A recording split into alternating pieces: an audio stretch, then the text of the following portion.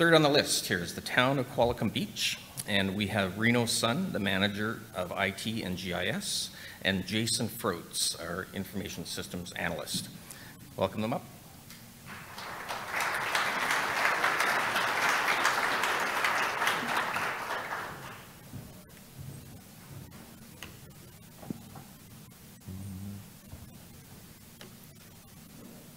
Where's the slide remote?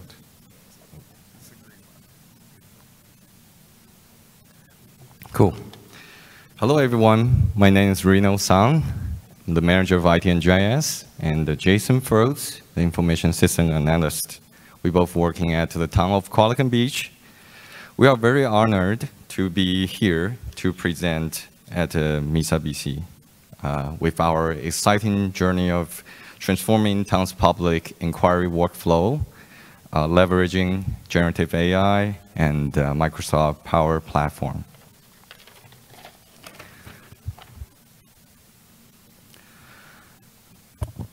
Qualicum Beach has a population about 9,300 people. Qualicum Beach is about 30 minutes drive from the north of Nanaimo on the beautiful Vancouver Island. We have about, and it is within the traditional territory of Qualicum First Nation. We have about 71 dedicated staff, and our IT department is composed of 3 IT staff and a very dedicated IT management service provider as well. Jason, please start introducing our exciting transformation journey to everyone.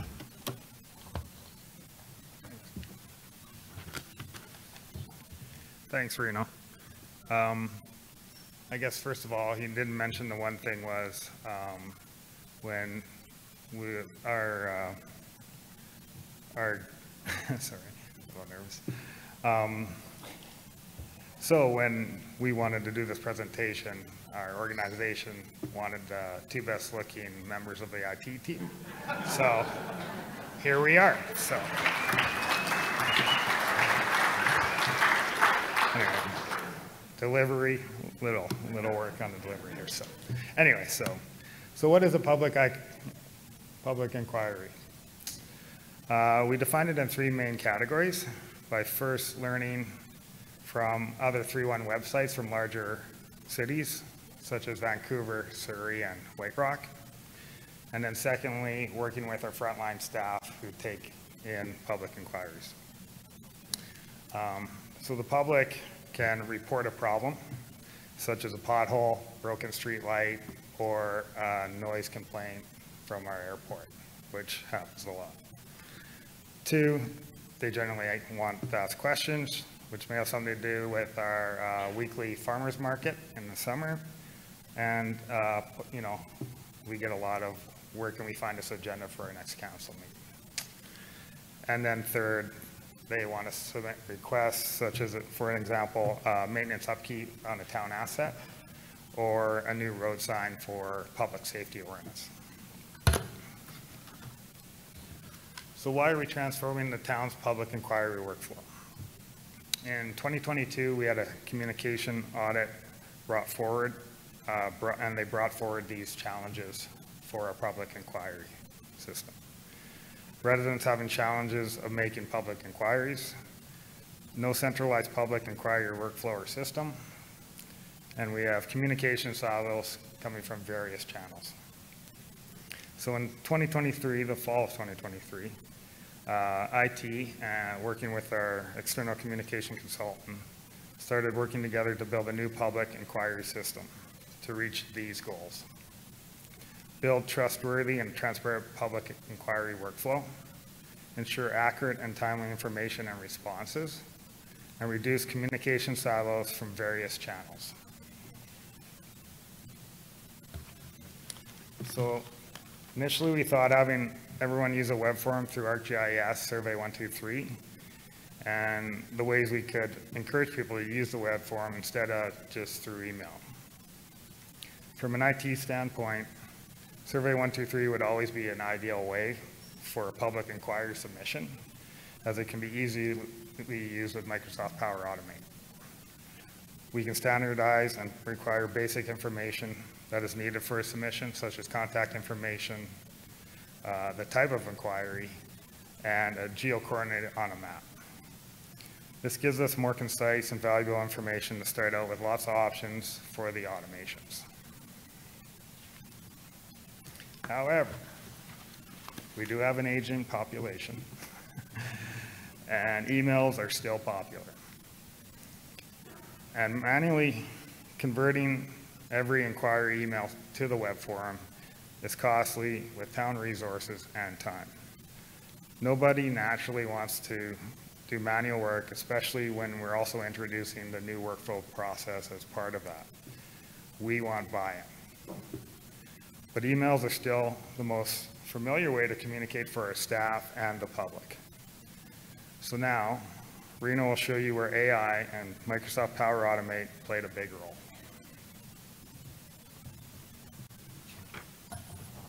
Thank you so much, Jason.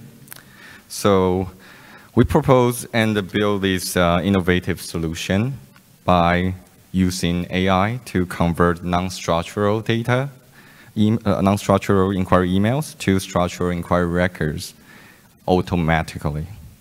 I will completely explain all the details that you see on the workflow in the next couple hours. So cancel your ferry ride. Are you ready? Don't worry, I'm not actually doing that.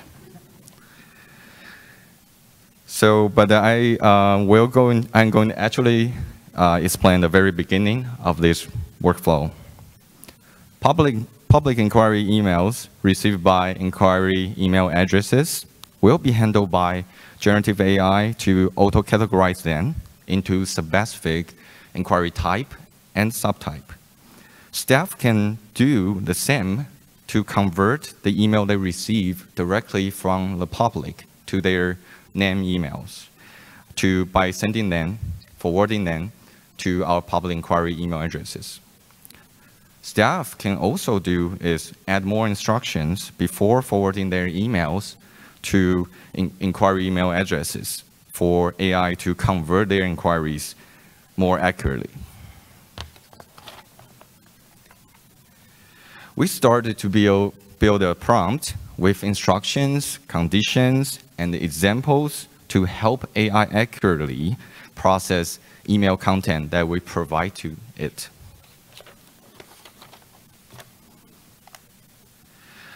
The prompt has been continuously improved to be more effective based on staff or public's feedback. For inquiry types or subtypes that are difficult to be understood by AI or even human, we have a dynamic lookup table with extra definition to help AI to understand and do the automation more accurately. It's like you are providing instruction to your kids. When they don't understand it, you need to find a better way to communicate with them, for them to do the correct things, right? But the difference is AI will not whine about it, but simply have some AI hallucinations.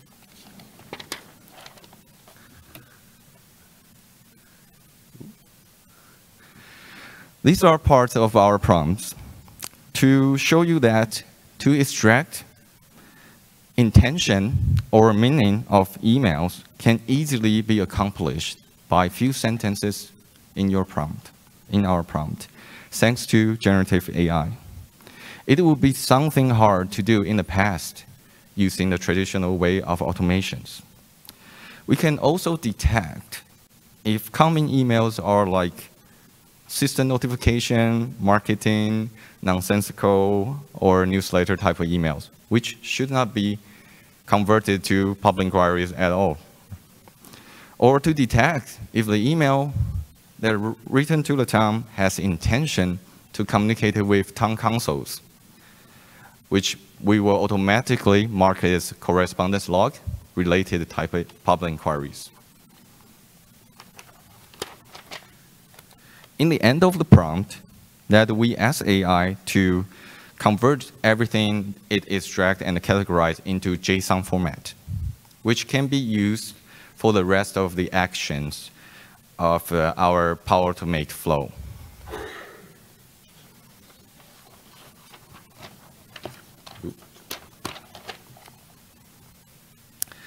We also have been using the Power Automate HTTP request action to pass our prompt to Azure OpenAI ChatGPT-4 model. By the way, it's very easy to set up. We are willing to share how do you do that too. What do you see on the PowerPoint is an example a resident is writing a public inquiry email using Gmail to send it to town's public inquiry email addresses. If AI thinks it is actual public inquiry, then it will be auto-categorized to specific inquiry type or subtype. Based on that auto-categorization, it will be assigned to responsible staff with auto due date and all the good stuff that is extracted from the email, which is like contact information. So staff doesn't need to manually enter anything. The user experience is very similar to IT help desk or custom customer service software. The inquiry notification and auto reply will be sent to both requester, the resident, and the responsible staff. Staff can easily click a link on the email notification to view or edit their public inquiry on the custom Power Apps that we have on our SharePoint list.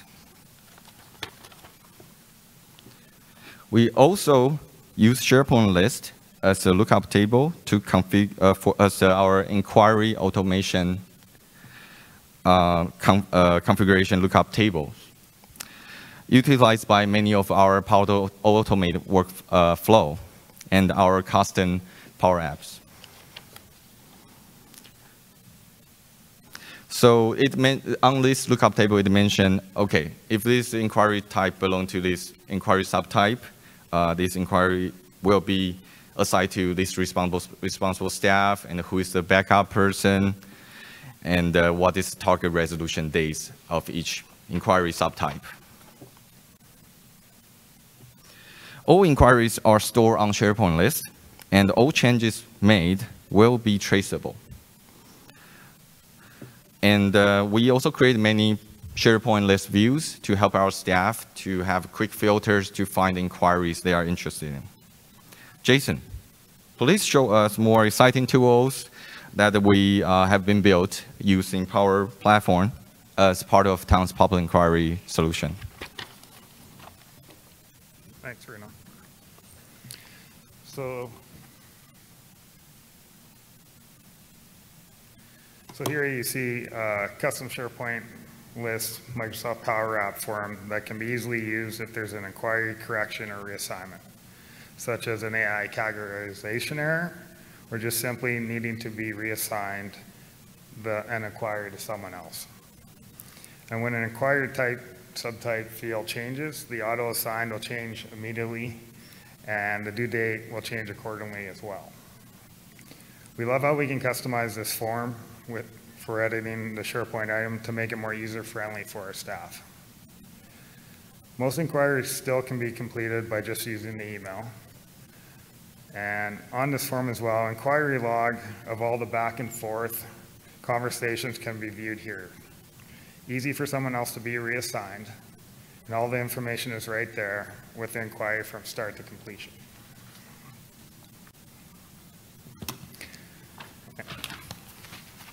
To improve accountability and performance, we also have automations to send out weekly reminders to assign staff, so nothing gets forgotten.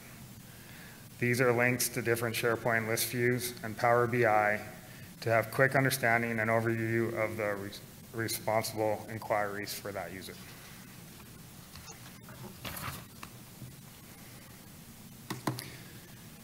In the beginning of March 2024, we soft launched the Power BI dashboard with multiple pages that are available to our staff to use for performance monitoring, analysis, and data-driven decision-making. And it looks cool. When the inquiry status is set to completed, we also send out a link of the satisfaction survey form, again through ArcGIS Survey 123, for the public inquiry to fill out. We have been listening to the feedback from both our internal staff and the public to try and improve our system to its the best. We're very happy to see that we have about 70% of people that are satisfied and find it easy to use with the new web form. However, we still need to improve our response time or target resolution days for our public inquiries. With only 60% of users satisfied with response time and overall satisfaction of their experience. That's a little bit out of our hands.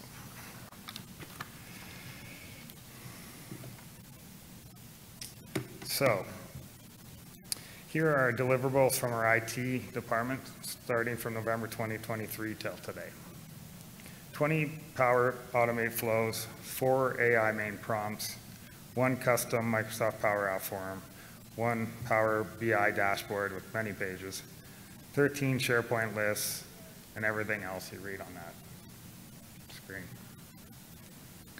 So Reno, what are the benefits of our new public inquiry system? Thank you so much, Jason. What we found out that the town has about 170 public inquiries per month, averagely. Is that right? Oh, I think so. Yeah, only 170 per month. Each inquiry, if we manually categorize and convert them manually to a structural inquiry record, it will average out about $8.3 per request. It doesn't sound a lot, right? But however, since we developed the new workflow powered by generative AI and Power Automate, it only costs us about 30 cents per request, which is 27 times cheaper than the manual process. Not only that, we are also be able to free up about 19 workdays annually.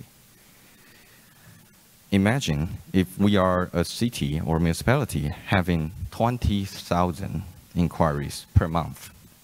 How much money and the time we can save staff from unwanted manual work, but to do more high-value projects to provide better local government services. Our previous web form has only averaged 6 requests per month, which was not popular. However, the new web form has been receiving average 42 requests per month since we soft launched it in March this year. Because we have been promoting it when people sending emails to our public inquiry email addresses with the auto reply, letting them know web form is a good way you can submit your public inquiries. Therefore, we have successfully had 7 times growth of our new web form usage in 6 months. The new workflow or solution that we built has successfully helped the town to move closer to our goals to build trustworthy and transparent public inquiry workflow, ensure accurate and timely responses. The last, reduce communication silos to have this centralized solution. We would like to encourage you that if the town of Qualicum Beach can do it, you can do it too. And the truth is, you probably have been doing it, like we see the presentation prior to us. We can all start with small projects to allow our organizations to taste that sweetness of automation, Power Platform, and generative AI to provide the most cost-effective local government services. All these local, no-code technology is commonly available to most local governments. There are tons of the learning materials online and to help you with this journey, and especially we are in the generation of AI, it's tremendously reduced that gap.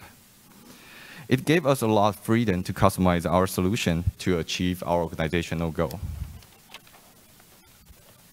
And of course, it's not without challenges, right? IT staff does need to spend more time to maintain the system and solution that we built. The change is hard for some of our staff, so we provide a lot of training materials, trainings, to help them feel comfortable and confident when it comes to this change.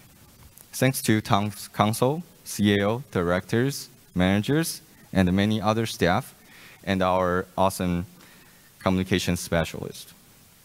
Their buy-in and support is so important for this transformation journey to be successful.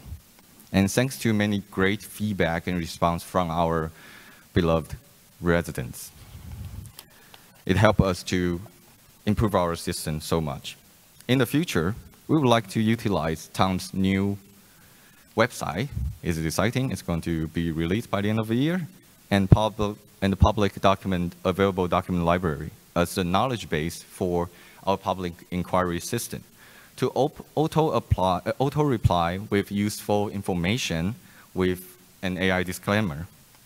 However, at the same time, we would like to ensure that our resident knows every inquiry will still be assigned to a real person, even we have this auto-reply. But what we want to do is when this auto-reply by AI, grabbing from the trustworthy resources, at that right moment may just resolve their questions or inquiries. We hope to build chatbot or voice assistant that can be additional methods for our resident or staff to submit the public inquiries, to provide that 24/7 services to our residents.